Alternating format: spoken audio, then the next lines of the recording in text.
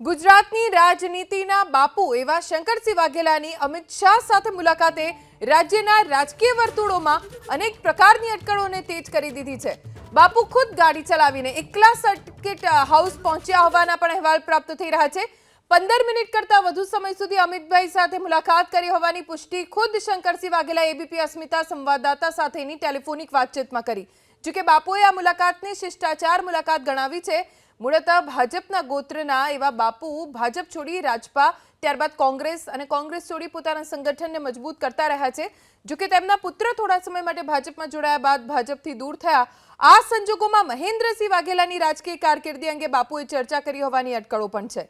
જો કે બાપુ ખુદ રાજકીય ક્ષેત્રે નિવૃત્તિ લેવા નથી માંગતા, ત્યારે આ બેઠકમાં તેમને અમિતભાઈ સાથે કયા મુદ્દે ચર્ચા કરી તે કહેવું મુશ્કેલ છે અને એ જ કારણ છે કે અનેક પ્રકારની અટકળોએ જોર પકડ્યું છે।